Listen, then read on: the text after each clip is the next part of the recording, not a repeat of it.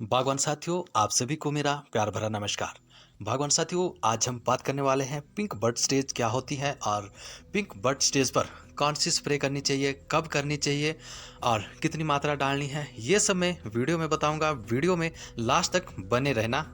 सेब की जो पिंक बड स्टेज होती है, इस पर स्प्रे करना बहुत ही ज़रूरी होती है, क्योंकि यहीं से आपके जो एप्पल की शुरुआत होती है वो यहीं से होती है। अगर आपने अभी स्प्रे नहीं की तो फ्लावरिंग पर भी असर पड़ सकता है। तो सबसे पहले बात करते हैं पिंक बड स्टेज पर आपको कौन सी स्प्रे करनी है। तो मैं आपको बता दूं, पिंक बड स्टेज पर आपको 12-81 की स्प्रे करनी है। अब मैं आपको बताता हूं इसके जो बेनिफिट्स है वो क्या है। अब आपने स्प्रे तो करनी है, आपको ये भी पता होना चाहिए कि आपने स्प्रे क्यों करनी है। आपकी जो पिंक की जो डंडी है, अगर वो कमज़ोर है तो आपको 12-61 की स्प्रे करनी है।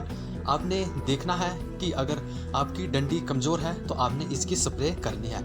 इससे क्या होगा कि जो पत्तियां है उसकी ग्रोथ 24 आवर्स के लिए रुक जाएगी और सारी ग्रोथ डंडी को जाएगी और डंडी मोटी हो जाएगी। इसलिए आपको 12-61 की स्प्रे करनी है।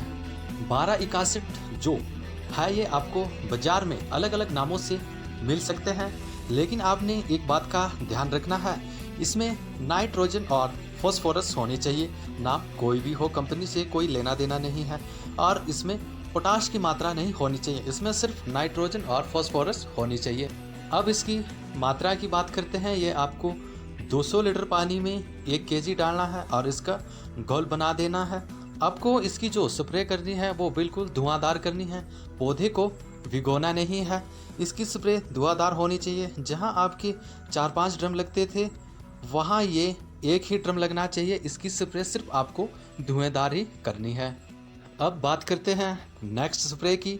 नेक्स्ट जो स्प्रे होगी वो होगी बोरॉन और जिंक की।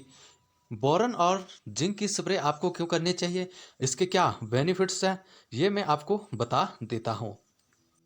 सबसे पहला जो बेनिफिट है वो ये है, अगर आपकी पिंक की जो पिंक स्टेज की जो डंडी है वो टेढ़ी है तो वो सीधी हो जाएगी। और दूसरे बेनिफिट्स की इसकी बात करते हैं। जो हमारा क्लाइमेट है, जैसे आपके जो बगीचे में है धूप कम लगती है या पाला अधिक पड़ता है, तो उसके लिए ये क्या करता है, जो बोरॉन है वो इसके टेम्परेचर को, जब फ्लावरिंग होगी तो इसके टेम्परेचर को ये मेंटेन बनाए रखता है। ये बोरॉन के बेनिफिट। अब बात करते हैं जिंक की। जिंक के क्या बेनिफिट्स है। जिंक का एक सबसे बड़ा जो बेनिफिट्स है, वैसे तो बहुत सारे बेनिफिट्स हैं, लेकिन मैं आपको एक सबसे बड़ा इसका बेनिफिट्स बता दूं। जिंक क्या करता है, जिंक आपके कैंसर को, या हम उसको परागकण भी कहते हैं, जो उसकी लाइफ होती है, कैंसर की लाइफ होती है वो बहुत ही शॉर्ट लाइफ होती है। तो जिंक क्या करता है, जिंक उसकी लाइफ को बढ़ा देता है। इसलिए आपको जिंक की और बोरॉन की मिक्स स्प्रे करनी है। अब मैं आपको इसकी मात्रा भी बता दूं, आपको बोरॉन और जिंक कितना डालना है। तो मैं आपको बता दूं, 200 लीटर पानी में 100 ग्राम जिंक और 250 ग्राम बोरॉन डालना है 200 लीटर पानी में। और इसकी भी आपको जब स्प्रे करनी है वो भी धुआंधार ही स्प्रे करनी है और इसकी स्प्रे भी पिंक बड स्टेज पर ही होगी।